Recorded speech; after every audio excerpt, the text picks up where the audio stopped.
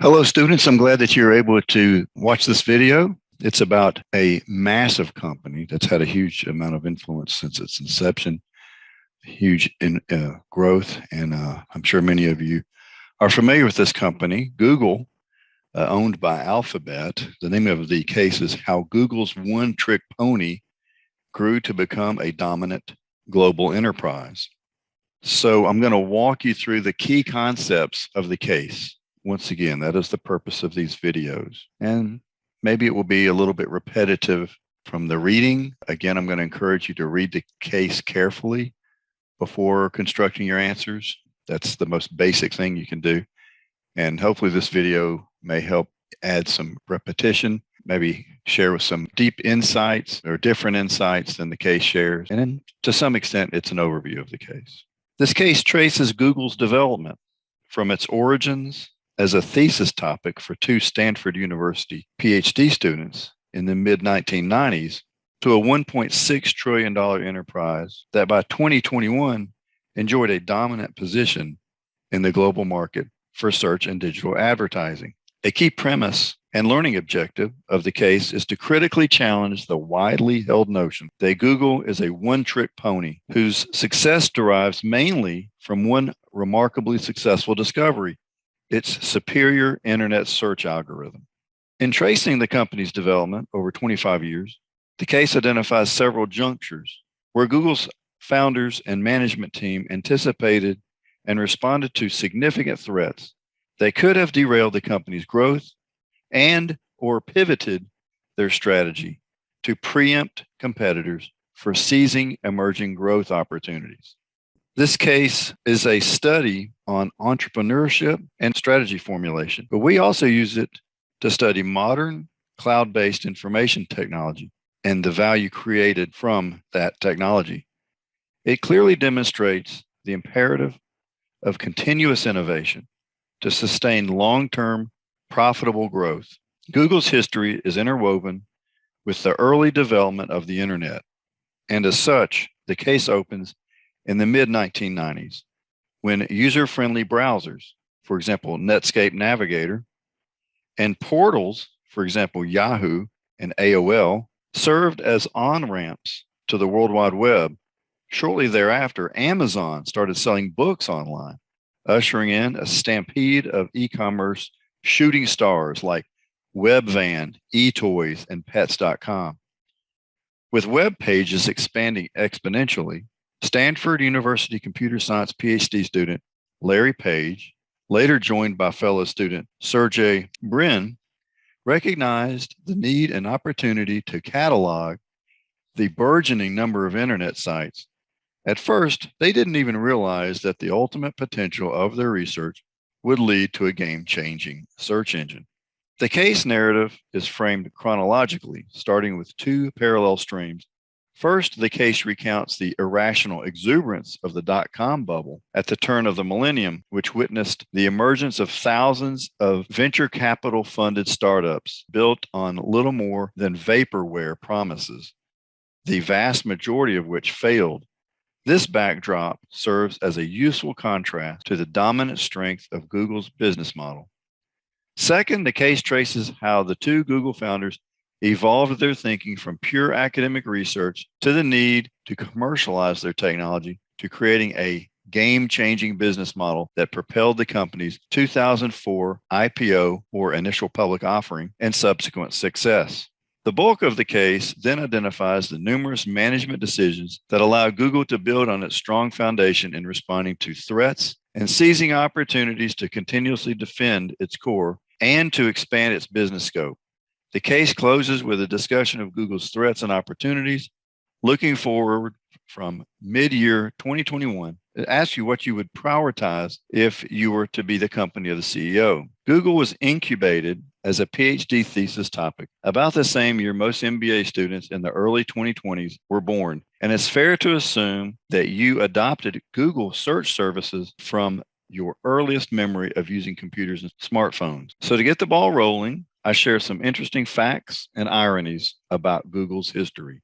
Google is well on its way to a $2 trillion valuation. Though the founders initially viscerally opposed and strenuously resisted tainting Google's elegant search engine with any form of advertising, the company now dominates the global digital advertising market. But as a reminder of the company's purest roots, to this day, Google's stark white landing page on PCs is devoid of any advertising. Though the company famously embraced the commitment "Don't be evil" in its 2004 S1 IPO prospectus, Google now finds itself in the crosshairs of a government investigation for a variety of alleged monopolistic and privacy violating behaviors. A lot has obviously happened over the time frame of this case. As you read it, think about two quick questions. Do you currently use Google as your primary internet search engine? Also, do you believe Google is likely to enjoy its current winner take most position in the Google advertising market for at least the next decade? So if you use Google, ask yourself why you do that.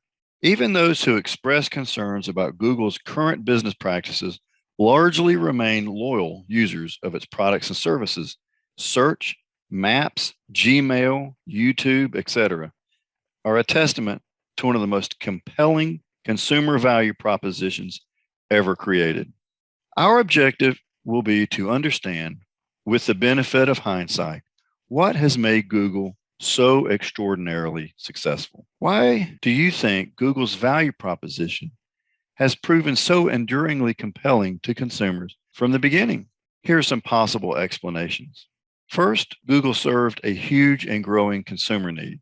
The company also solved an extremely common and frequent consumer job to be done. They also provided exceptional consumer value for free. They also tapped into a huge total addressable market, or TAM. The company delivered superior search results.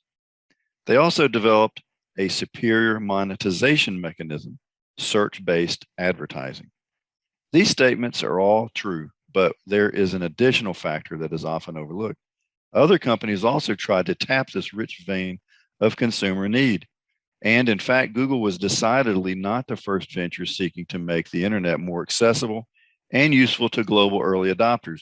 By the time Google incorporated as a business in 1998, and certainly before its IPO in 2004, many other search engines were already well established, including AltaVista, Lycos, InfoSeek, Excite, and WebCrawler. But these other internet search business pioneers struggled to find a viable business model to monetize their costly services, and as a result, wound up selling their businesses to internet portals or media companies who were seeking to add an incremental service to their broader corporate missions. For example, AltaVista was acquired by Yahoo, and Excite and WebCrawler were acquired by AOL. The mission statements of Yahoo and AOL's portal businesses sought to create value by capturing and keeping consumer eyeballs on portal sites rather than making search the dominant focus of their business. In contrast, from its inception, Google was committed to delivering the best consumer search experience, putting the needs of our users first. This focused mission served as a North Star to guide Google's strategy for many years to come and helped the company to develop the best and most profitable business outcomes. However, as we'll see at the end of the case discussion, Google's commitment to giving customers the very best search experience may have weakened towards the end of the case timeframe in this year, 2021. Google was not first to develop internet search algorithms, nor was it first to deploy an internet pay-per-click search advertising revenue model. That honor goes to GoTo.com, which introduced an auction-based business model in 1999 that gave it a sizable early revenue lead over Google. To their credit, Page and Brin were uncomfortable with GoTo.com's pay-to-play business model, which gave deep-pocketed companies the ability to buy favorable search result ad placements, even if the displayed content didn't closely match a user's search inquiry. To avoid this problem, Google developed a hybrid search algorithm that assigned each search ad a quality score, taking into account how often an ad was actually clicked on in addition to how much the advertiser was willing to bid. Google's innovation turned out to be a game-changing solution, benefiting consumers in the form of better search results and benefiting advertisers in the form of more click-throughs and better revenue conversion. Google also benefited in more ads and more profits. In my courses, I often call out cases where the clarity and authenticity of a company's founding mission statement serves as a real and valuable North Star to guide successful strategy development. For example, Amazon, Peloton, Tesla, and Zoom. This was certainly the case for Google. At this point, you should recognize that the combination of two key innovations, a superior search algorithm and business model, vaulted Google into an early leadership position in search-based advertising that it did not relinquish over the ensuing 25 years. The top portion of Exhibit 7 in your case displays Google's strategy building blocks. Think about the key strengths of Google's business model that established the foundation for the company's enduring success. The school solution includes the following business model characteristics. 1, large addressable market. 2, strong value proposition for users and advertisers. For example, free searches and effective target marketing. Number 3, direct marketing relationships with users and advertisers. Number 4, extremely high customer satisfaction. Number 5, high customer retention. Number 6, recurring revenue streams. Number 7, strong network effects. Number 8, strong economies of scale.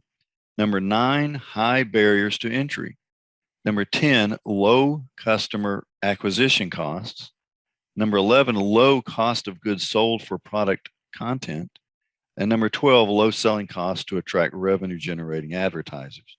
This is a long list of business virtues. The list helps us fully recognize how empowering these business model attributes proved to be. Look at items 1 through 5.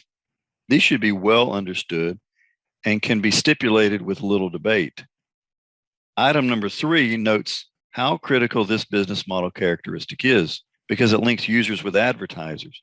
As evidence, all of the technology industry leaders under antitrust investigation in 2021, Google, Amazon, Apple, Facebook, shared this business model strength, which allowed them to impose policies governing platform access and exercise significant pricing power. Item 6, recurring revenue streams, doesn't strictly apply to Google because most of its businesses didn't offer subscription services. Google Workspace and Google Cloud were exceptions. Users and advertisers were free to utilize Google's search and advertising services, one transaction at a time. Having said that, Google's search-based tools were deemed so superior by the vast majority of users and advertisers that the resulting retention levels gave the company the de facto benefits of recurring revenue.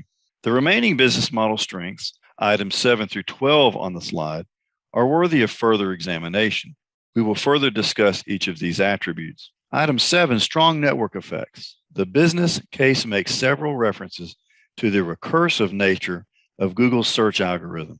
Simply stated, Google's search results continuously improved with increasing scale. The network effects created enormous advantages for the company. The more users that chose Google for internet searches, the better the results delivered, which led to ever more habitual user choice. At the same time, advertisers were naturally attracted to the service with the greatest customer reach and most granular targeting. Building on Google's strong network effects across its value chain, many companies may claim to have strong network effects, but in reality, few match Google's strength on this attribute. Item 8 on strong economies of scale. Google's dominant global search market share, over 85% in 2020, gave the company a significant advantage to spread its fixed costs, capital expenditures, or CapEx, for server and data storage capacity. Research and development, or R&D, to continuously refine proprietary search algorithms and other intellectual property. Traffic acquisition costs, or TAC, to ensure favored access with distribution partners, and other general and administrative expenses across a large customer base. So in other words, these costs were spread over a lot of transactions, advertisers, and users. And these expenses were spread over 2 trillion annual user searches.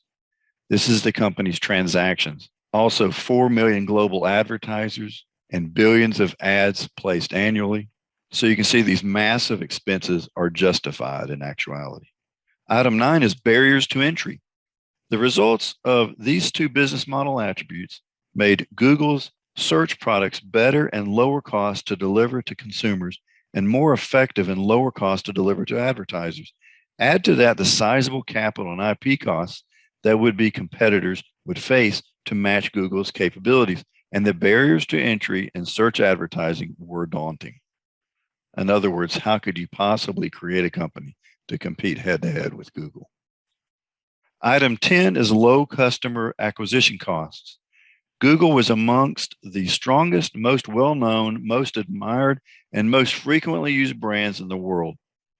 As such, it spent only 2.7% of revenues on advertising across its entire enterprise operations, and only a fraction of that in directly promoting its search-based business.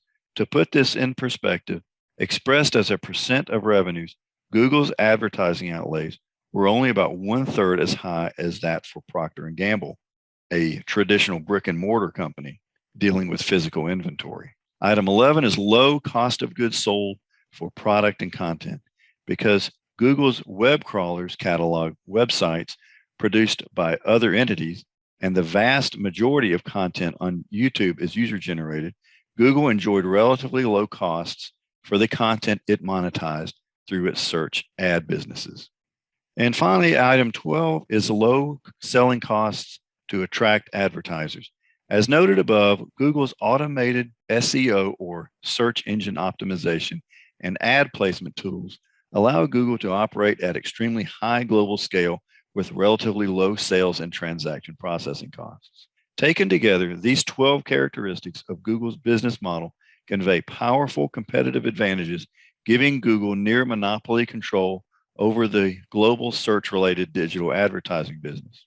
This section of the case discussion is intended to deepen your understanding of the often underappreciated steps Google undertook to defend and strengthen its position in the global advertising business that the company was predominantly responsible for creating. Can you identify the key trends in the early 2000s that posed potential threats to Google's competitive position in the search-based advertising business? As necessary, probe to elicit why each trend threatened Google's business and how they chose to respond.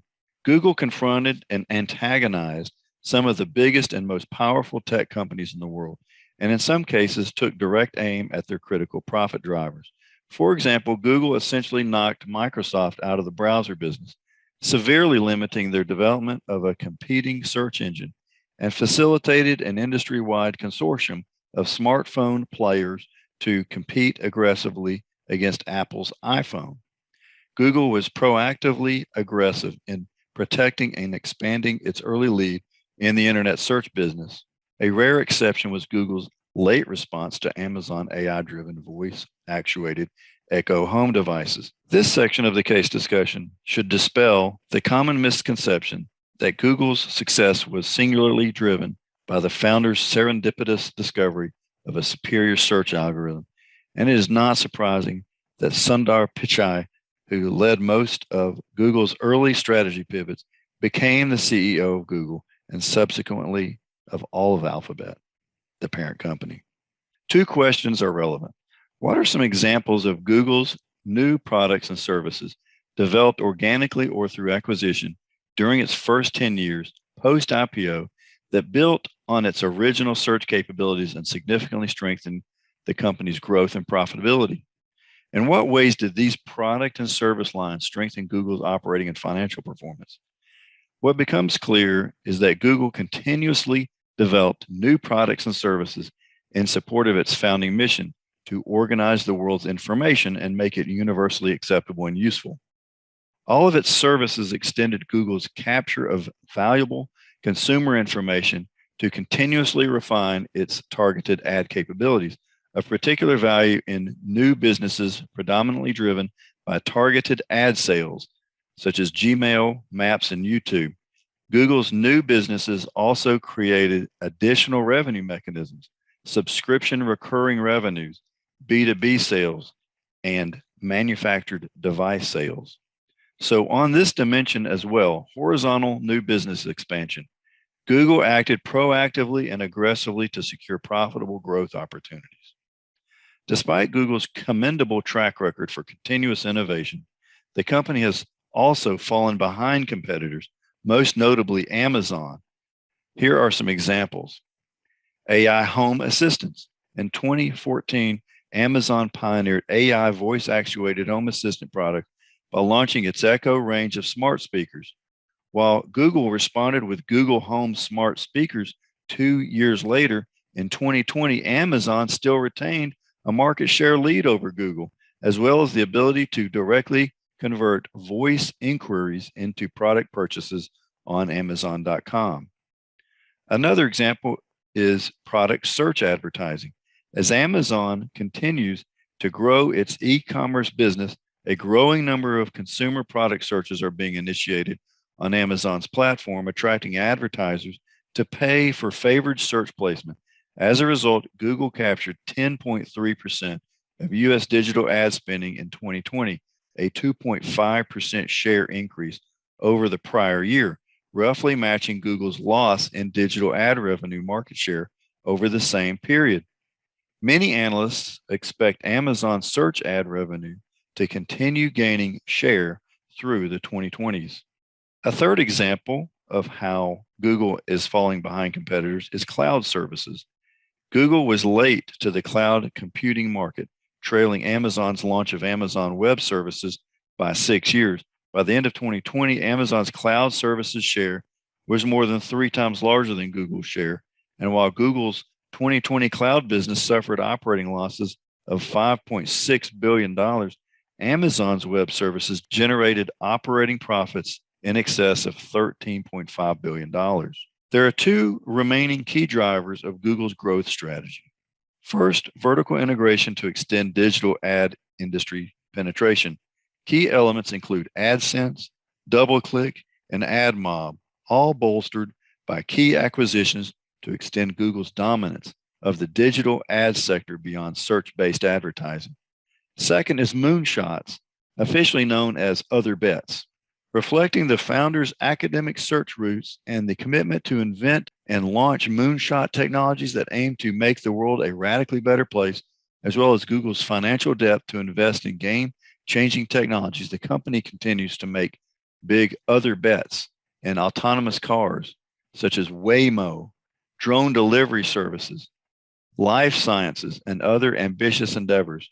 Despite considerable investment of capital and highly skilled engineers, Google's other bets have yet to achieve commercial success.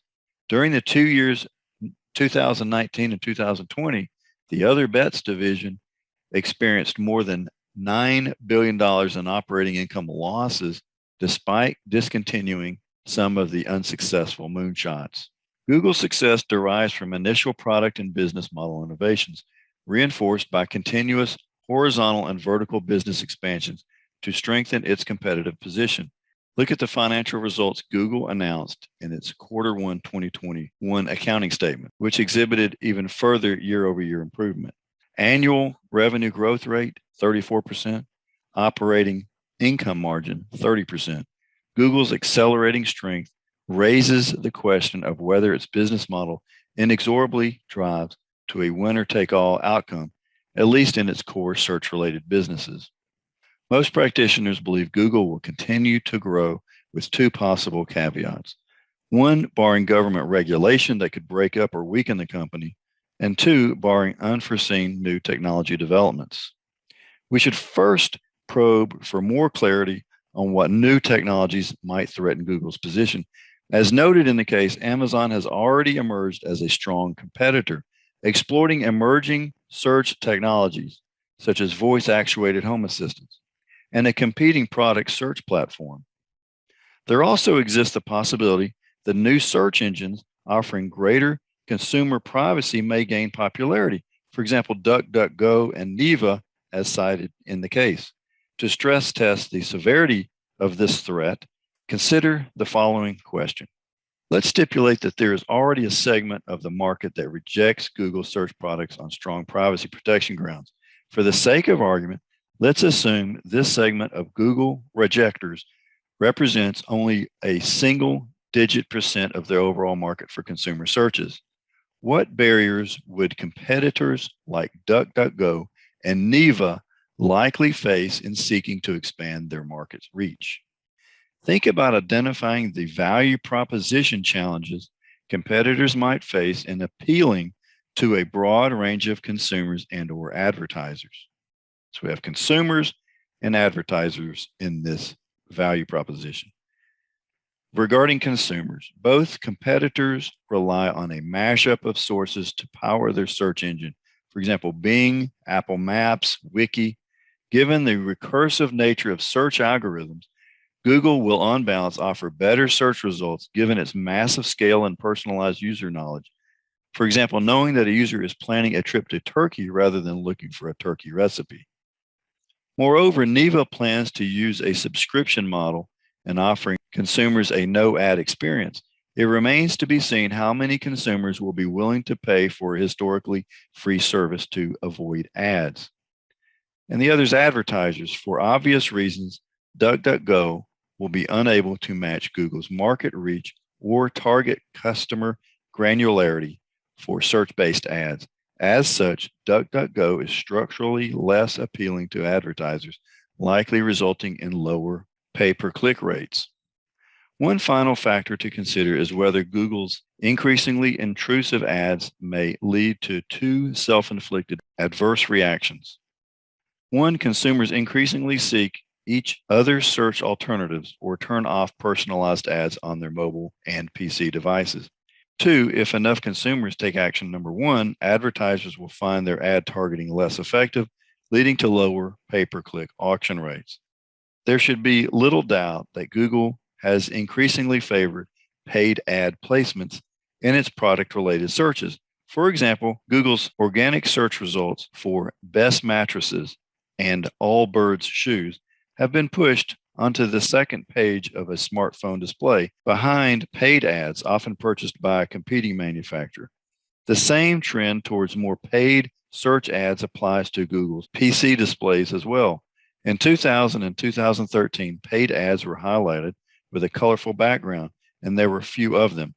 In 2020, the first organic search result was pushed well below the first display screen under multiple paid ads, paid map pins, and several picture ads.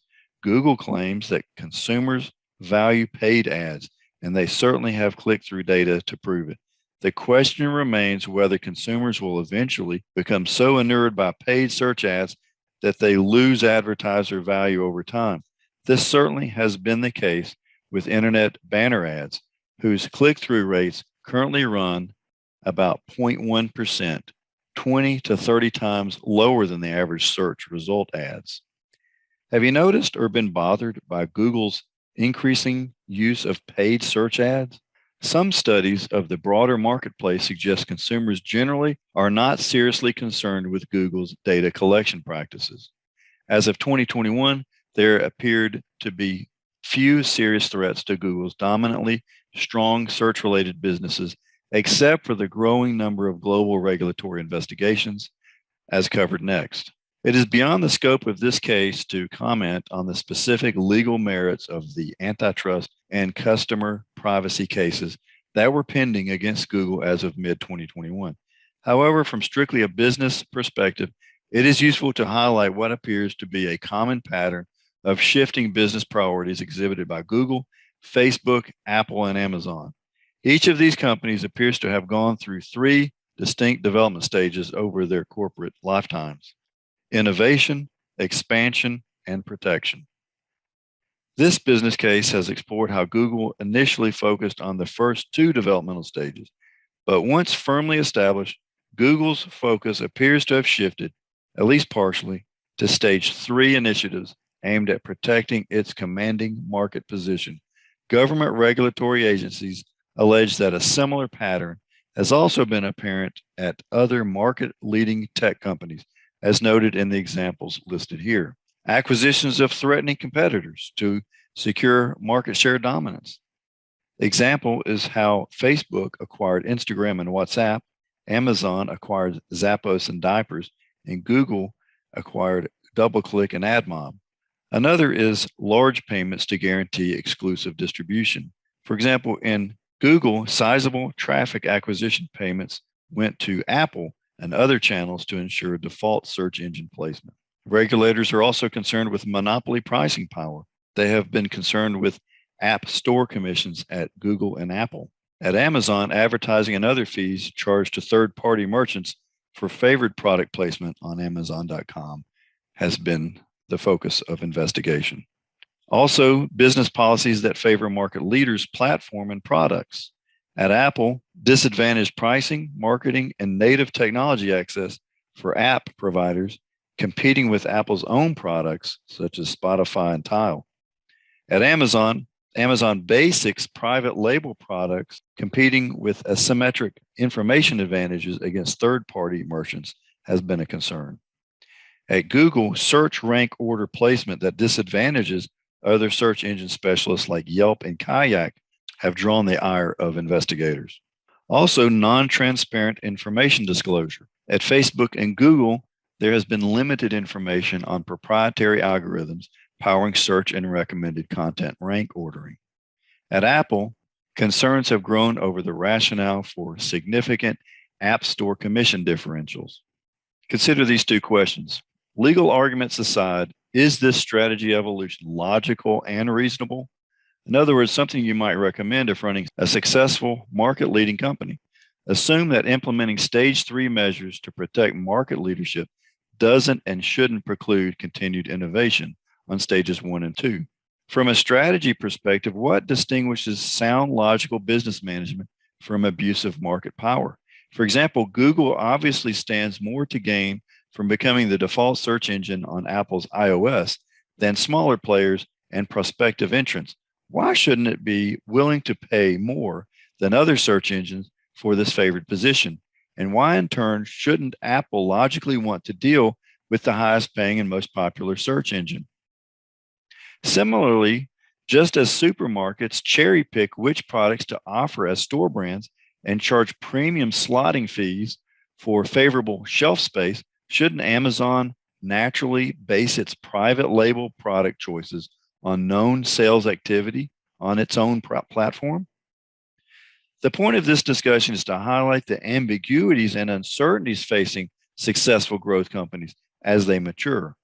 As future managers, students should be encouraged to monitor consumer and regulatory sentiments toward business policies that are critical to their sources of competitive advantages.